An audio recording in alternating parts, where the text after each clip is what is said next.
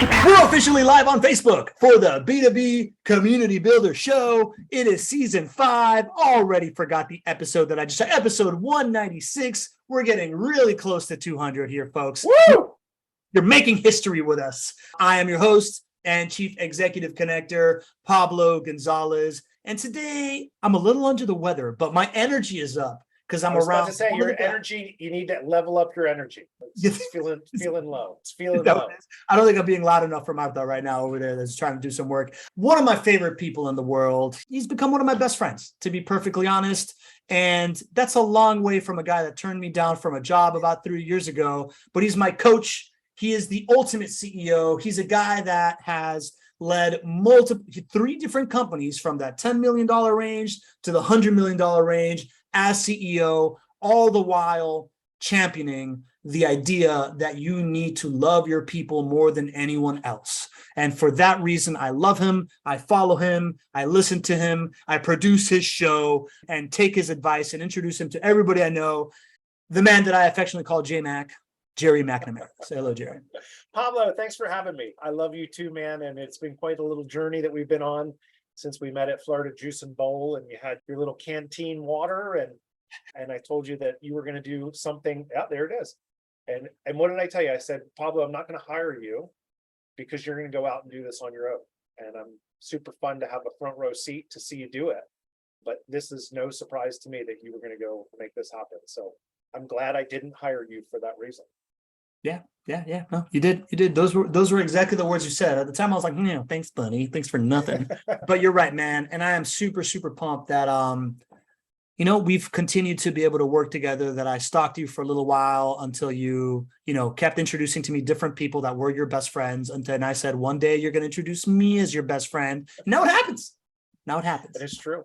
Speaking of best friends. By the way, you're like athlete's foot. Just when you think it's gone, it just pops back up. There it is. Pablo Gonzalez. Not a lot of people call me athletic unless it's in this reference. All right, welcome to the community. We got Lee Bishop in the house. He's saying hello, everybody. Rowan's in the chat. If you need anything, if you need any clarification, let her know. She's our community manager. She's my account manager. Without her, I don't work right. We got Carolyn. Carolyn, I don't know how to say your last name. Choate? Is it Choate? I hope I'm saying that correctly. Or Chote? I'm not sure. Pumped that you're here. Newly enrolled into the Relationship Flywheel Bootcamp. Nice. Yeah.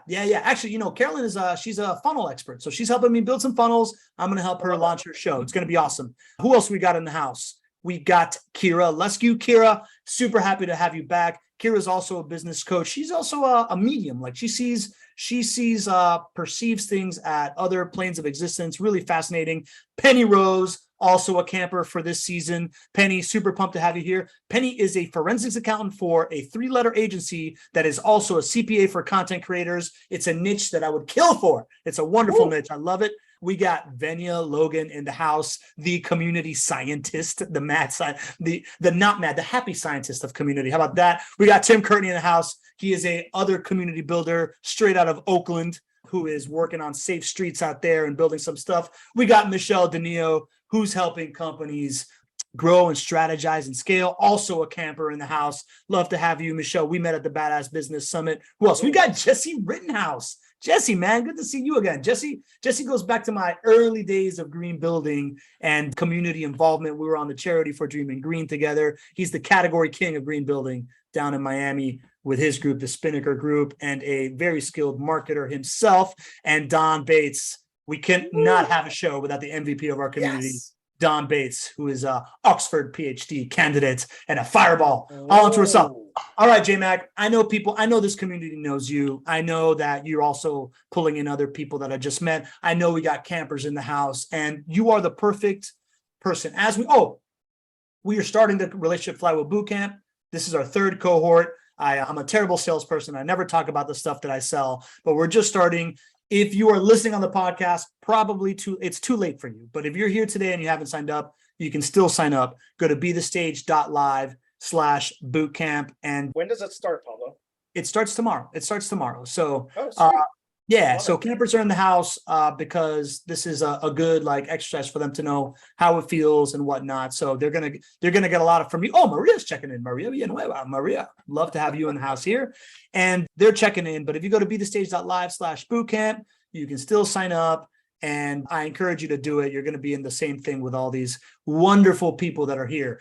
So without further ado, J-Mac, I decided to bring you on today because it's, like the start of boot camp week, and you are a perfect case study of somebody who has, punched through at this thing and succeeded at having an internet talk show, building a community. You're a one-man consultancy with a team around you as well, right? Like Maria and Paul are there. But I first, before we break down kind of like what got you here, why you've been so successful at doing this thing, apart from the fact that you're a genius, why'd you want to do it, man? Like, describe to me kind of like what your one-man media machine is putting out these days and why you felt that you had to raise your operation to that level.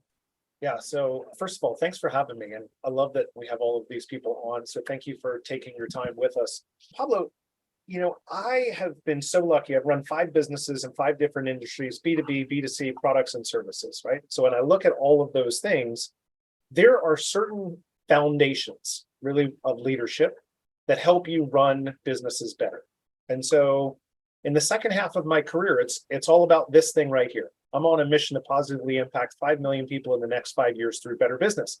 The reason is, Pablo, I've never met anyone who showed up to work and said, you know what, I really want to suck today.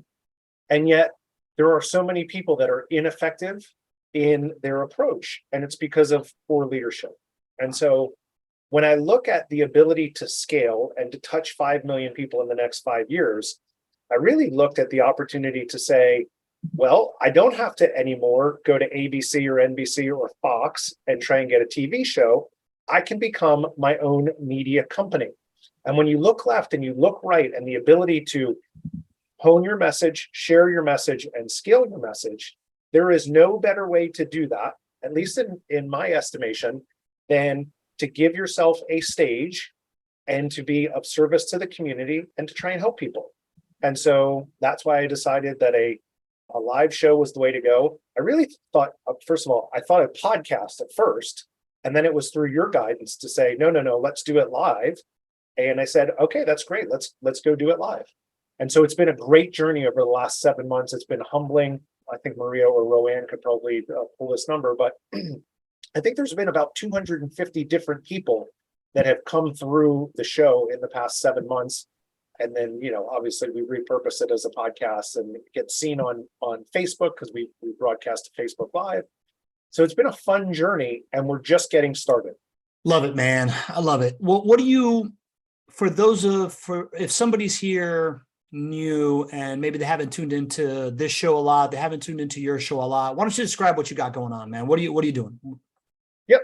So every week on Thursday at 3:30 p.m. Eastern time, we go live. And so the reason that I love that is it's a forcing function. When I look at busy executives, it is real easy to say, oh, you know what, I'm busy. I'll cancel or I'll reschedule that call. But every week we have 15 to 25 people that show up and come and hang out with us. And so there is a real, I can't cancel the show this week, no matter how busy I am. And we're bringing in award-winning CEOs, experts in the marketplace, people who have written the book, literally have written the book. And the whole concept is that we're better together. And so how do I, even if I'm just 2 steps ahead of you, look back and say, hey, Pablo, watch out for that speed bump right there, because you don't have to get your teeth bashed in. I've already done it for you. And so it's this whole concept of how do we create a community out of this? Because when I look at marketing, which is the first step of how you can build a business, you first need awareness. Do people even know you exist? Then you have to be of value. You have to create attention for the work that you're doing. And then over time, people identify with you and say, oh, I'm with Jerry, I'm with Proven Chaos, I'm with Pablo, whatever it may be. And then ultimately community fosters out of that because people start showing up. So I know Dawn and I know Lee Bishop because I've been on these calls before and I've seen them. And Robin Drake is on the call, a guest that you introduced me to. Robin, it's good to see you. Vinia, I spoke with her. She was awesome. We have another call scheduled. And so those are the things that happen when you plant these seeds. There's many sprouts that happen on the time. And so that's really the focus of what we're trying to do. Got it. So have we even said the name of it? The Best Places to Lead show? Best places to lead. Yeah, Right. best It's right there. best It's right over places. there. Yeah, right over there. If you're listening on a podcast, you're just gonna have to imagine it. But it is on his bottom left-hand side of the screen. You go live every Thursday at 3:30 p.m. You can find it on every podcast player possible. Best Places to Lead with Jerry Macnamara, who spells it kind of funny. So you're just gonna have to put in Best Places to Lead. Jerry, before you were, talk to me since you've started doing it. Give me like the kind of positive signals and the things that you have seen have been happening for you that tells you that you are doing something right. So first and foremost, I'm humbled that people show up every week, right? And so if it wasn't of value, then people would not show up. I take people's times very seriously. I take my own time very seriously. So that's the first indicator. If I was there and I had crickets every week, then that would be a good signal that I wasn't doing a very good job. Beyond that, it's the questions that I get, the people who reach out.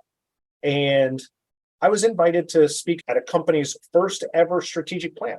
And it was because they found me on social media and they said, we're doing this the first time, and we would love for you to just spend a half an hour to an hour with us, walking us through how to build a great company. They actually turned into a client.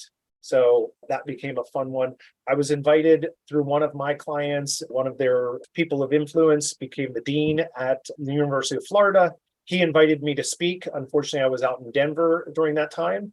And so I'm going to do that the next time around. But those are signals where the message that you're putting into the marketplace is starting to resonate with people, where they say, tell me more about that. Give me more context. How would you approach this situation? And, we were talking about this before we went live.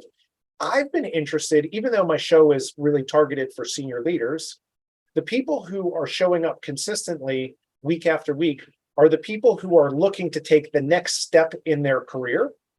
And the people who are listening after the fact are typically the CEOs. And the reason that I know that is because of the questions that I get after the fact. So I had dropped my kids off to school. This was a number of weeks ago. And a CEO texted me and said, hey, I have a question about that hiring episode you did. Do you have 15 minutes to hop on a call with me? Now, I had never seen him, didn't know that he watched my show. And when I hopped on the phone with him, he said, oh yeah, no, I watch all of your shows. I just happen to watch them on Facebook. And it's a good thing that's like, man, if we didn't go live on Facebook, he would have never known that I had a show. And so those are the things that you just start to get like little bits of pieces of information where you go, okay, this is working. Yeah, man, that's interesting because I don't know if we explicitly said that, right? But it's the fact that you do the live show, you repurpose the live show is a webinar, right? Same thing we do here, right? We do the live show webinar. It then gets repurposed as a podcast. It then gets cut up into small bits of social media that get distributed on Facebook, that get distributed on LinkedIn as well to your existing network. And that kind of like, I think Venia just said something awesome. Venia just said here in the chat, the best part about community as a dandelion is when your dandelion reaches the fly stage, the seeds spread to create more dandelions, more communities within their own leaders. It sounds to me like you've kind of reached that effect. These inbound inquiries for speaking or the strategic planning session that you got hired for, did you know that was coming? Were those people that showed up live, or were those people, I mean, do you know how you track that? Did it come from one or the other? So it came from amplifying the message. They were not actually guests inside the show. One of them had actually showed up to office hours many months before. And so, prior to actually starting the Best Places to Lead show, and this is prior to COVID when everyone started doing online events, but in November 2019, I started office hours, and I do it 2 to 3 o'clock every Thursday. And the whole concept was, and I give my wife credit for this, because my whole career, I've been the guy that people say, oh, I know this guy, you should really talk to him. So I get a lot of those, can I pick your brain type calls and emails. And so we just focused that into 1 hour a week. So I could say to people, yeah, absolutely, you can pick my brain, show up on Thursday to office hours. And it's a spot where senior leaders come together and help each other. That's the whole premise of it. So I've been working on building community and becoming media for a long period of time. But no, these people found me really through the amplification of taking the long form content, slicing it down, putting micro content lessons into social media and repurposing that content. And so there's lots, the power of this, Pablo, is so interesting, right? Because you can do one thing in a concentrated period of time and then get it to many other avenues to be successful. And it's like tentacles to your outside world. And, we're even now, we just started this process, which is to do 3 lessons learned from each leader. So we're going to take the episode. Paul, who's a writer, is working with Maria to organize, here are the lessons, the 3 best lessons from the guest. We're going to pick that micro content. So we're going to write about it. We're going to give you the micro content and we're going to publish it as a blog post. And so again, it's just continuing to amplify into multiple mediums by doing one thing and concentrating all your effort, and then allowing the people that are around you to do the things that they're great at and to spread the message.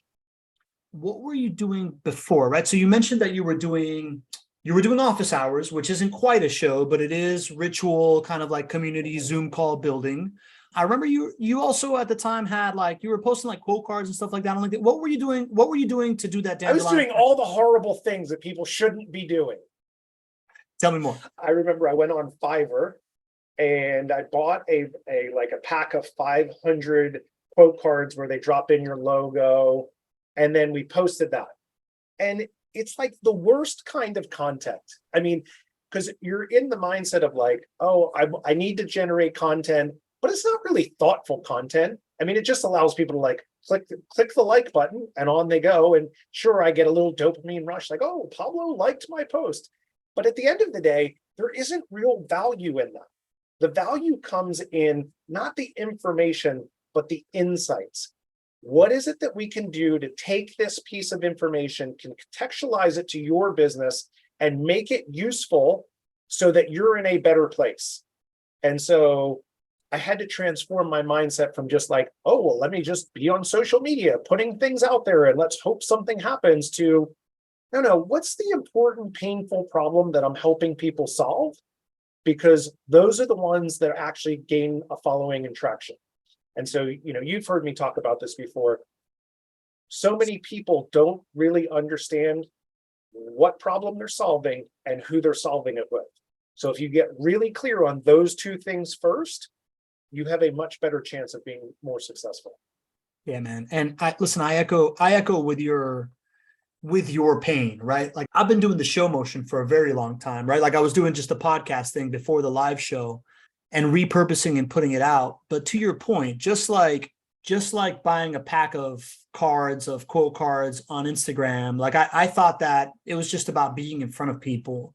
What I've realized that's made a big difference for me is that I'm doing this. I'm interjecting. When you're done teaching a lesson, I interject and give the lesson that is to be taken from this, right? So the idea that, yes, it's good to be visible, but it's more valuable to be adding context to stuff that is going on in the ecosystem and letting your social media feed be something that is expressing your unique point of view is much more valuable than that. I wasn't doing it by outsourced quotes. I was doing it just by taking what you said and posting it on my own channel, right? So I've evolved my strategy to, I am going to take what you said, put it in your own channel, but I'm also going to add this piece of it into it. Right. And whoever's watching this on LinkedIn, you're welcome. But that's been a major aha for me. And the key lesson to take here is that most people tend to find stuff that they can just post and distribute because they want to be omnipresent, and omnipresence is cool, but it's not as valuable as adding value omnipresently, right? And it's really hard to find a mechanism where you can create that value in order to distribute it omnipresently. And that's what these conversations are for. This scheduled conversation, this forcing action that you referred to earlier allows us to get into this back and forth where you put out your value, I add a little bit of context to it, and then when we publish it, everybody gets context out of it. Yeah, I think you're 100% right. And again, you come back to, omnipresent for omnipresent's sake doesn't mean anything. Just means I'm the annoying guy that posts quotes every day on my wall. when you really get to a place of sharing your point of view and how you can positively impact people, okay, now I'm interested. Now let's talk. Oh, that was really interesting, Pablo. Tell me more about that. And that's why I say, like, the good little signals that I see are the text messages that I get, or the phone calls, or the emails, where people go like, huh, that was interesting. I hadn't ever thought about it that way. And can you tell me more about that? Or how do I do that inside my business? Because I'm stuck and I'm struggling here. And those all just create opportunities, because when I stop and think about it, and I haven't shared this here yet, but when I started the show, I said, I'm not even going to look at any metrics for 9 months, because this is a long-term play. I'm playing the infinite game. And I think the reason why there's 5 million podcasts and only 400,000 of them are actually active is because it takes work to do this. You have to have a craftsman mentality to go do this every week. And I can appreciate that. If maybe I was looking at the metrics and only my mom and my sister were listening, I'd be like, man, this is a lot of work and effort to not generate a lot of results. My mindset is long term. I'm playing this over the long. This is a brand building. This is a problem solving. This is a community generation. This is not demand capture. This is not me just trying to convert people. And so I think that's an important distinction that you need to make, for the long term. Yeah, Carolyn puts, that's smart. Don't obsess over the numbers in the beginning. I agree. And I think because Kira was also talking about, she started an IG and TikTok and she needs to reach a larger audience. I believe that this is true about all social channels. All content channels you're going to create are not going to have an audience at the beginning. And that's why for us, it makes a lot of sense to do it live, because what really matters in the first part is the relationships that you're creating and the opportunities to speak your truth in front of people that care.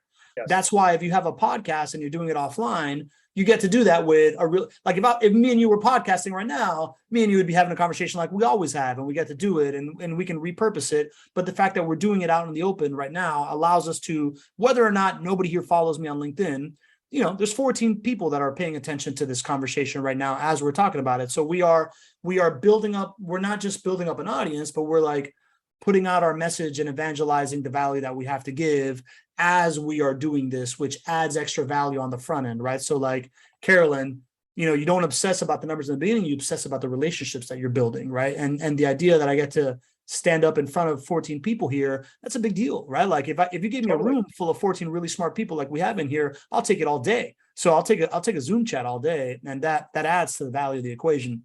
I think the other piece of this too, Pablo, is because I've been on 2 podcasts in the last 3 days, and there's no one there that can say, I actually have a question. Like, tell me more about that thing. And that's the opportunity that you have here, that if Vicente wants to hop on and be the real Hispanic on the line, then, he can do that and he can ask lots of questions, but it allows you to build relationships one-to-one. We're going to build a relationship, one to few. So we're building a relationship because I love Dawn, because, she is so smart.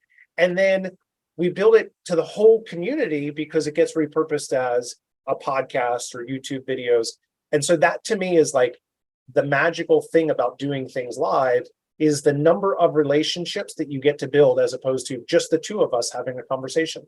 I love it, J-Mac. Well, really well explained. And as you continue to explain all this stuff, I feel like we're just in this like and stage, but it hasn't always been roses, right? Let's throw it up to a common guest of ours that we had, Parcal. You got to insert a little conflict into the equation in order to build this narrative. And I just want to explain that when you said Vicente is the really real Hispanic on the line, there's some history behind that joke. I've been a valuable contributor to your office hours. All of a sudden, tall, dark, handsome looking Vicente shows up, and Pablo is no longer the Hispanic guy. That's cool. I give it up to you, Vicente. I'm not a professional soccer player in the world of soccer, so you win, buddy. But let's throw in some conflict in here, man. Yes. When we were starting this boot camp, right, and the campers, they're gonna be ripping and roaring and ready to go. We do it with clients too. Everybody wants to start off like 1 show a week. Let's do this, right? Like everybody sees the JWB model. We're doing 2 shows a week. They want to follow that. And we generally advise them not to. We generally tell them start with 1 a month, build up to 2 a month, and then, eventually you get to 1 a week because you're going to start seeing the signals. Can you tell me a little bit about kind of the growth process, right? You brought us on to help you do it on in the beginning side, and it was still really tough to do one a week. And now I look at you, and your team is taking care of it, right? Like you've built up a team with Paul and Maria, and you are knocking it out. You're not having problems struggling with guests. But let's kind of go into that stuff at first. What was your biggest obstacle? What were your biggest obstacles when we were first kind of like getting it up on a plane? Yeah. So it has not always been an easy road. Let's just start there. I have solved some pretty hard business problems, and I like my chances. I would have probably been able to figure this out. I might have gotten discouraged along the way, though, getting my teeth bashed in. So let's just start with the first one. The first one is, because I do value people's time, how do you bring in quality guests like a Park Howell, like a Robin Dreek, where they have actual real value and insights that they have honed over time? Robin's a multi-time author, and so he's been giving this real consideration and real thought. And so there were weeks where I was like, I don't have anyone for next week. And that's why early on, I had more solo episodes than I care to admit, because I didn't have a guest. And I hadn't really gotten into the mindset of like, geez, I really have to go after that. One of the ways in which that changed for me, and I'm going to give Alex Sanfilippo credit for this, because he gave me two real pieces of information. And for those of you who don't know, Alex is the CEO of Podmatch, and it's like dating service for podcasters and guests to connect. But he said, what's the journey that you need to take your audience on over the next 12 months? And it was the first time I had thought like, I hadn't really considered that. And so what I've started to do is create themes by month. So in September, we did communication. And in October, I have purpose-driven companies. And November, I have the strategic planning process, goal setting, things around that area. And so it's really this whole idea that if I focus myself in and I can be in the mindset of who's the guest that I need to go after, who's the best in the world about goal setting and strategic planning, well, then of course you would try and go get the CEO of EOS, who built the book Traction. And while they were interested, one of the downsides of being a live show is his calendar wasn't open any Thursday until like March of next year. And so he couldn't be a guest. But that change where I was really focused in on a theme, and I could go find guests and say, I have a theme of communication. You would be a really great guest, because leaders suck at storytelling. And so I'd like for you to give them that tool in their toolbox to be more successful.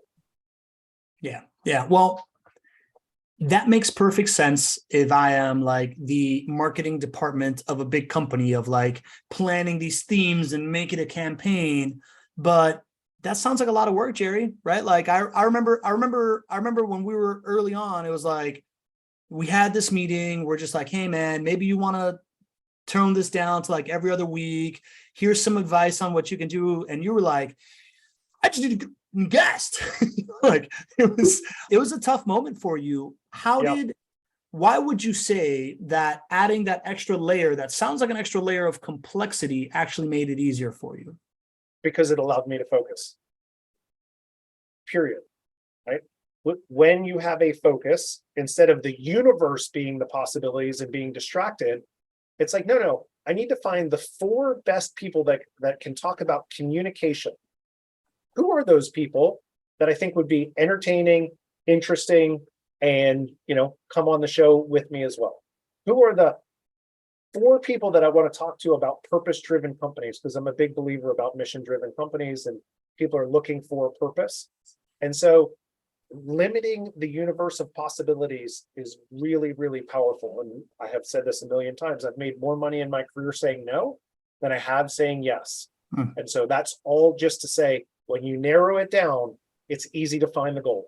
Underrated universal principle, right? Like this idea of like, if you're clear on your mission, you know where you're going and everything goes away. Same thing here, right? Like I'll give you a lot of credit, man, because we in the boot camp and we teach this, right? The idea that we stick to these like content lanes, and that really helps narrow things down. But your ability to narrow down who is CEO Charlie, and what is the journey I want to take her on? And B, this month it's this, and next month is that, and go after it has made me completely think differently. I would teach it if I was already practicing it, but it's something that we are putting into production for the next season of B2B Community Builder. But it's been a major eye opener for me, man, and you've done it incredibly well. So that's conceptual, right? Like if you want to focus in and be able to find, your guests and make time for it and make it easier for them to say yes is another thing that I'm hearing, right? Like it's this idea that like I'm reaching out to you because this is the theme. So people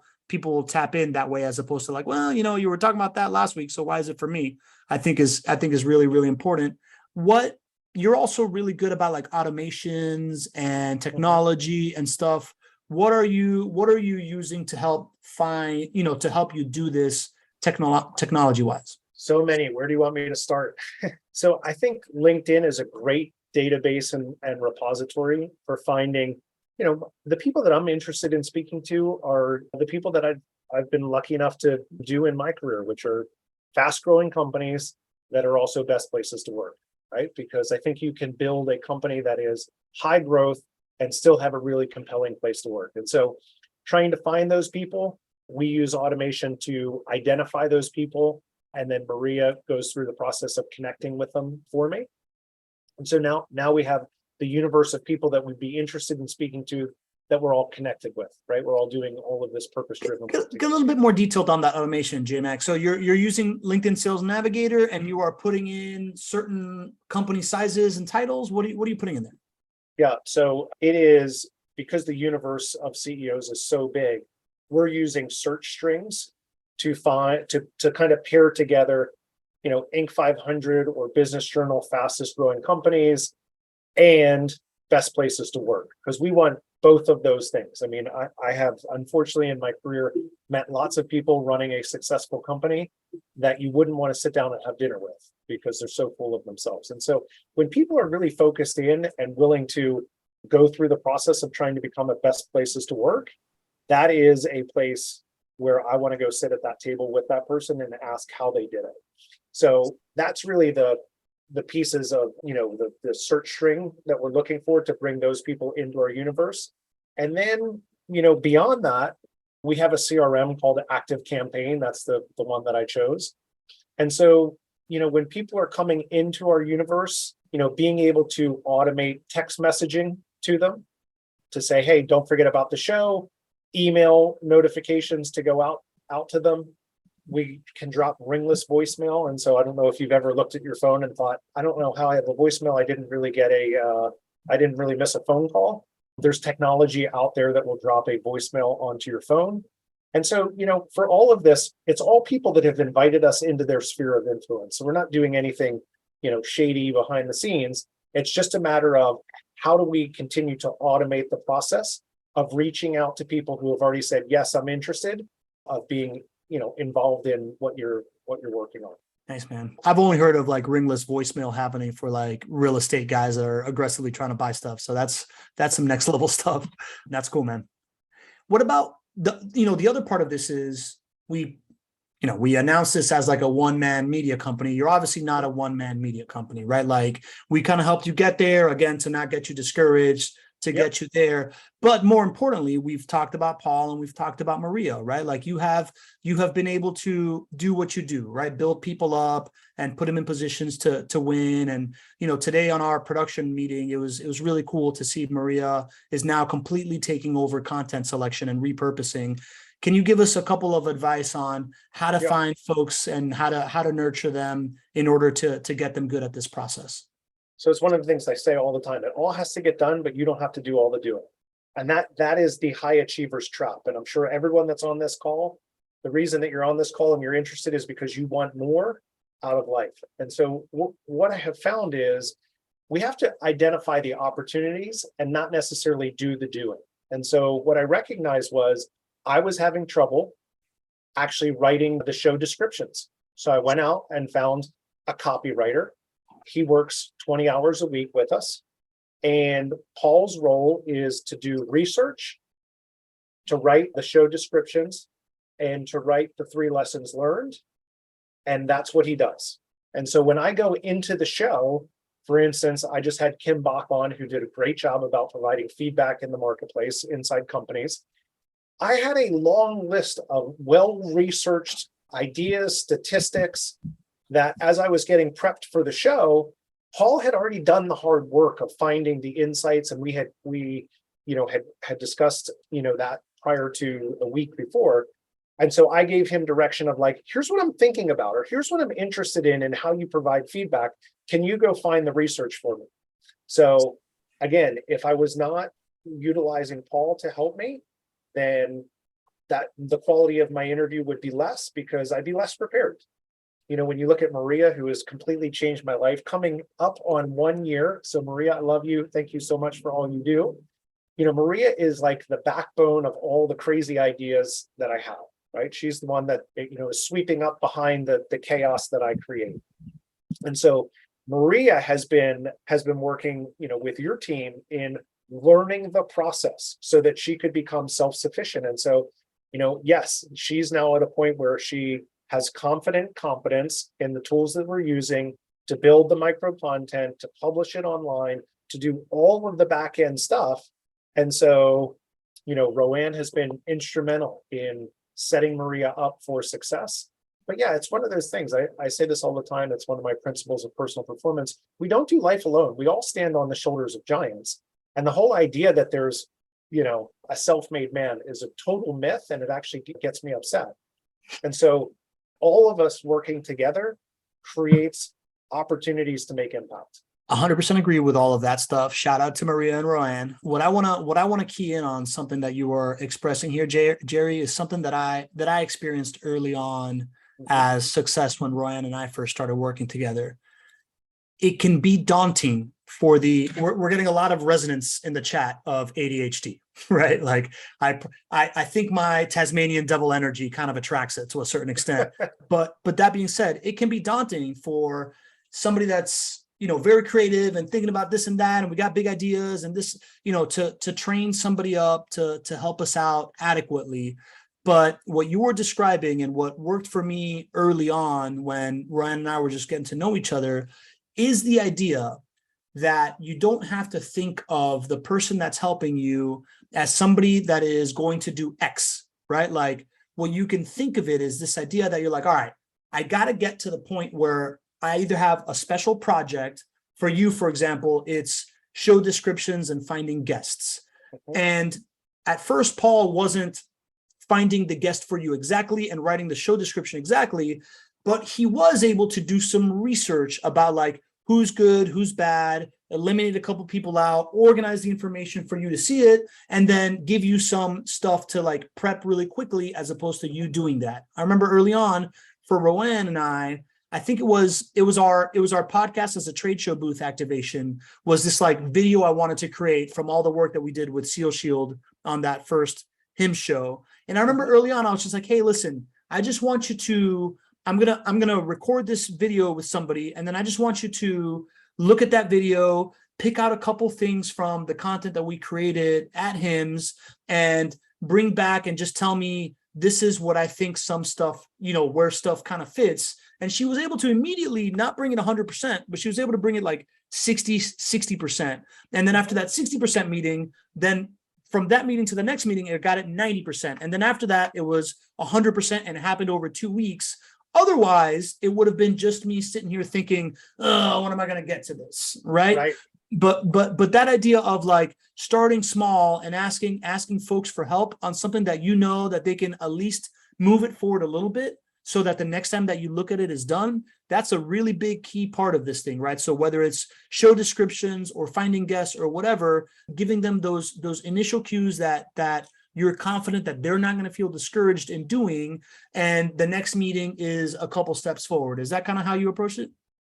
Well, and Maria can speak to this, but when Maria first came on, we spent a lot of time together, because why would I think that Maria would know what's in my beady little head and what I want her to do?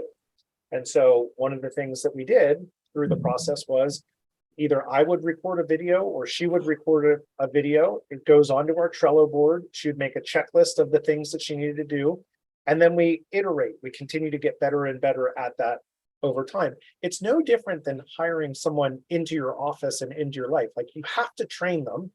And the reality of it is, Pablo, I wasn't going to get to certain things. Mhm. And so, I talked about this yesterday about creating scale.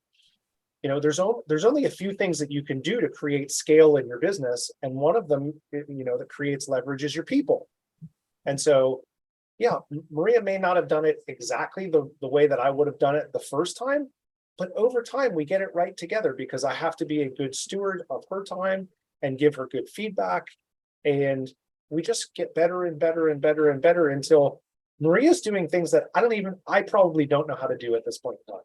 And that is pretty cool to me, because, geez, I don't ever have to learn that. I just have to have Maria in my life, or someone like Maria, although Maria, never leave me, please. So, those are the things that I think about when you're doing these things. Don't think that just because you hired someone that the job is done. You have to partner with those people to make sure that it gets done in the way that you want it to be done. You have to be clear. And, it's the trap between the visionary person who just has all these ideas and the integrator who's actually going to sit down and figure out, how do we bring that idea to life? Yeah. Thank you for that. And I would also add to it that don't get stuck thinking that you need to be at this level on day one of like knowing that you're going to meet him and blah, blah, blah. Like the smallest things really, really help, right? Like the idea of just like, hey, just, look through my email inbox and just let me know what 3 things are obviously things I need to pay attention to. Like that's a big deal, right? That's a huge help. And you can apply that to anything. But this is not an entire call on like how to manage people. But I do want to bring up Venia's concern here. Venia says, the problem I'm having though is getting that funding to be consistent enough and finding someone who can do so efficiently enough for me to make that a system as it stands. So it's very one-off. What would you say to that, J-Mac? Well, so first off, you have to actually do the doing first so that you understand what needs to be done. Right. And so there are pieces to this where you actually have to struggle a little bit, and you need to have the authenticity. And then it comes back to, what is your timing, right? So, success is always created when we put the right resources on the right opportunities. So if you don't yet have the resources to do it, maybe doing a show isn't the right time for you. Or maybe you have to do your show differently. Maybe you just do it as a podcast so that it's not as heavy a lift for you. Or maybe instead of clipping 5 or 6 pieces of content, you clip 1. Right. And so you have to do what your pocketbook tells you. Like, I would love to drive a Lamborghini. I don't have the resources to drive a Lamborghini, so I drive a Ford Explorer. And I think that's just the brutal, ruthless honesty that you have to have yourself to say, here are my resources today, right? The whole power of I don't have them yet. That's okay. I would tell you, focus your time and energy and effort on building the business and create the cash flow to hire the people that are going to be around you.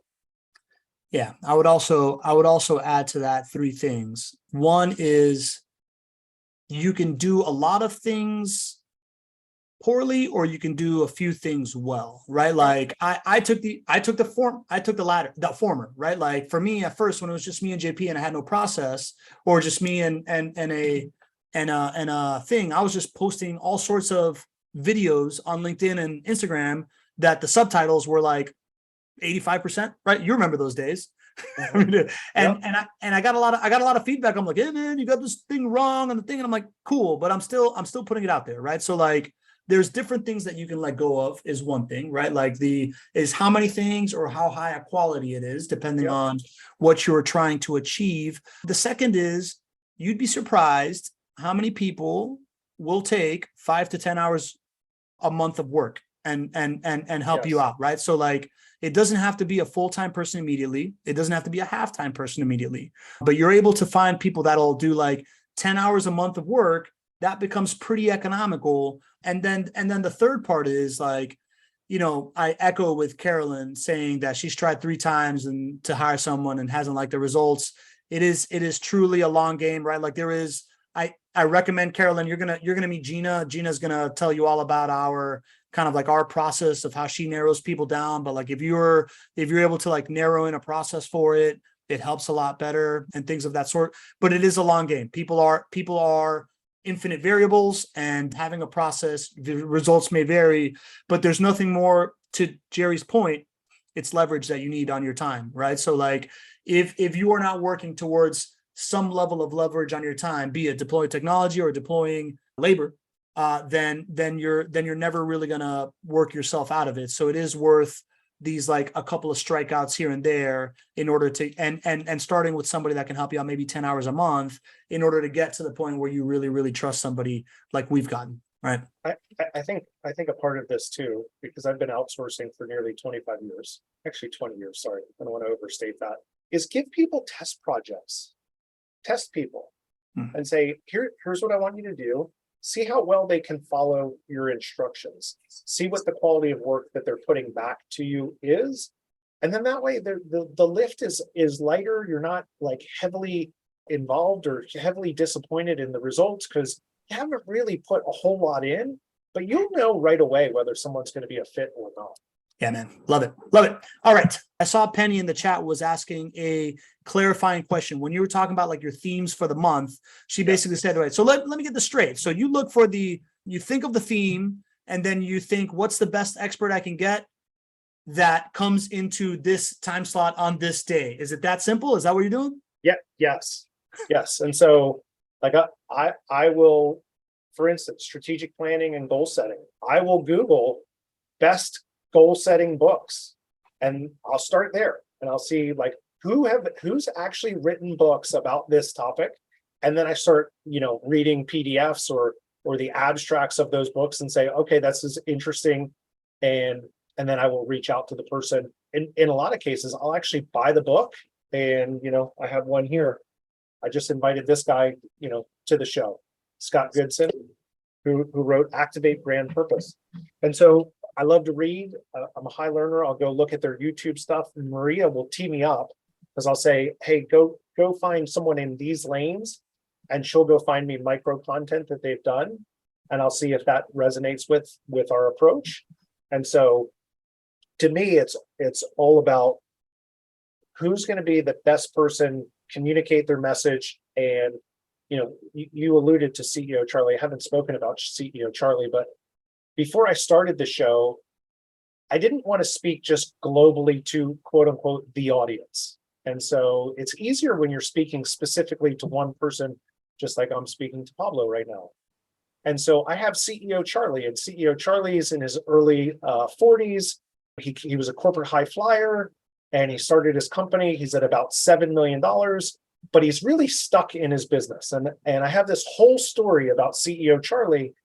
And I explain it to guests and I say, what does CEO Charlie need to know from you so that his business can get unstuck and get to the next level? And that to me is really important because it helps me frame everything that I'm thinking about when I'm inviting a guest. Does this person have something to tell CEO Charlie that's going to help him get unstuck?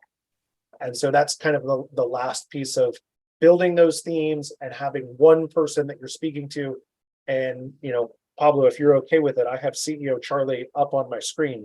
Can I share my screen? And yeah, well, let me, we don't have a lot of time. Why don't we share that during the relationship driven growth strategy session? You got it. What I want to key in on there is that has more than one use. For you were describing it as clarity for you to reach out to guests. And it's easier to also get guests because you are telling them this story. You're bringing them along on this journey. For me, I use it for that.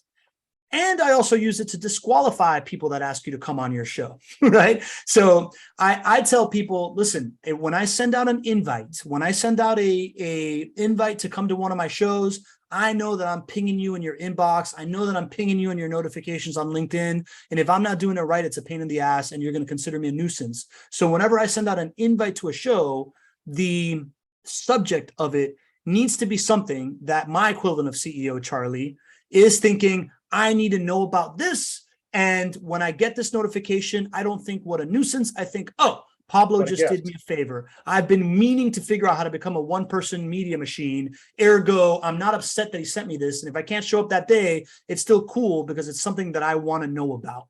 Right. So like that is something that I put all, because once you have a show, you also start getting asked by a bunch of people to be on it, and especially a live show, right? Like it is a fine line to walk when I have this community that I love. I really appreciate people showing up, but sometimes being a community member and getting to be on the stage requires another level of scrutiny. And if you can be very, very clear about what that level of scrutiny is, it also really, really helps the whole thing keep going with everybody being cohesive as well.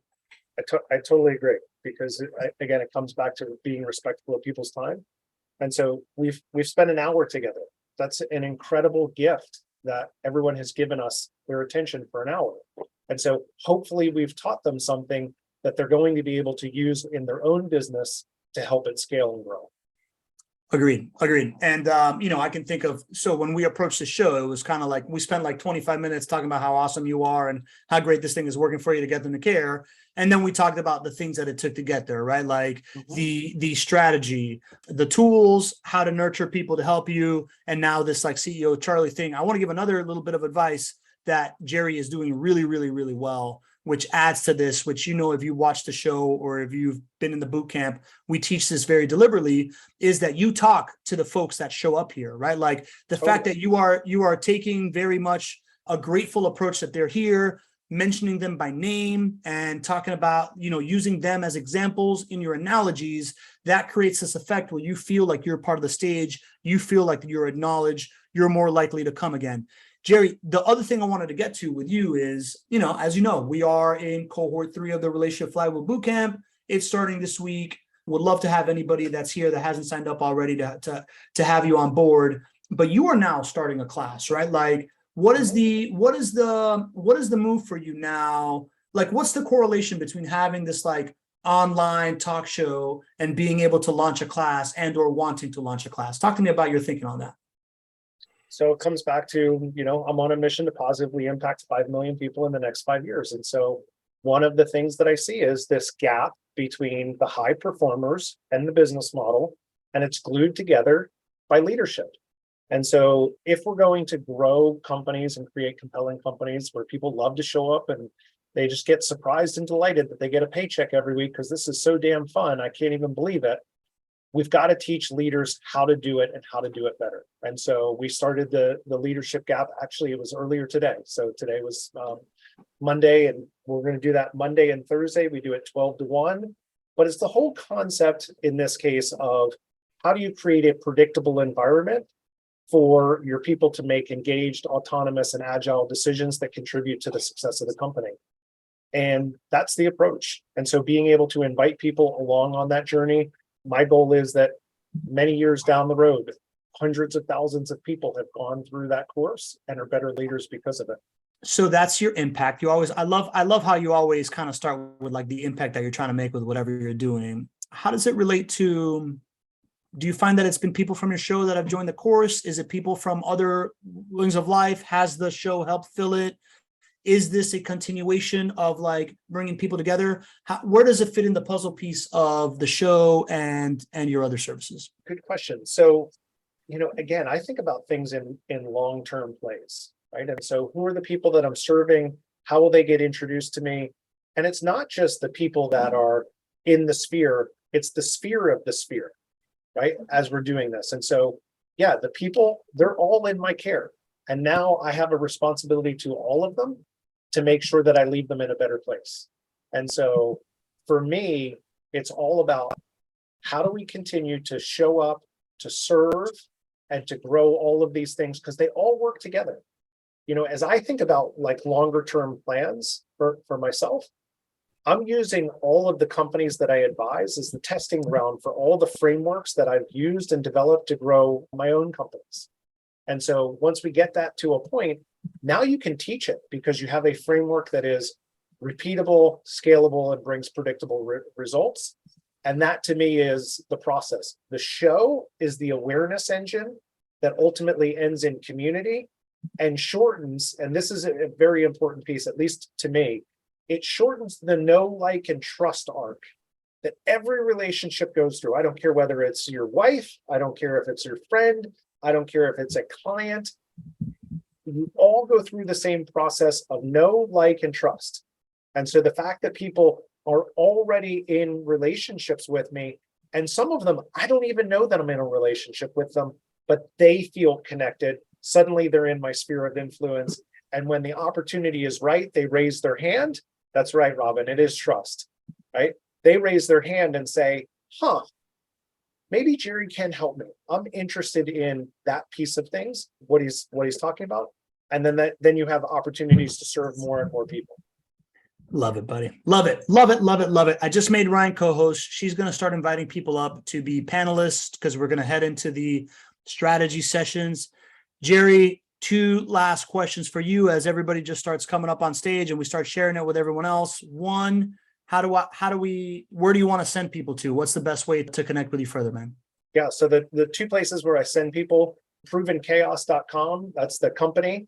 And if you guys are ever interested, I offer this, Pablo, you've shown up a number of times. Vicente's been on the office hours. You can register 2 to 3 o'clock. You ever have something going on and you think, oh man, I wish I had other people to bounce this idea off. It's all senior leaders who show up to this call. We're all better together. So that's the first place that I'd invite you to. And then I'd invite you to the best places to lead. We do that show Thursday at 3:30. And you can go to bestplacesToLead.com. You can register for the show. And then we do a lot of posting on LinkedIn. So that's an easy place to find me and connect with me if you're interested in how do you improve your leadership. Awesome, man. Awesome. This has been, Jerry, you were episode number 2 of my podcast. Remember? I do. I remember that. Yeah, you're episode number 2 back in the Chief Executive Connector days, back when it was all about me instead of about the community. And I want to thank the 15 people that just spent an hour with us. Like, spending an hour on a Monday evening, man, is not a light ask. We're now bringing you on for strategy sessions. You're welcome to stay if you want, or you can get going to your next thing. I think we're going to have an interesting conversation here.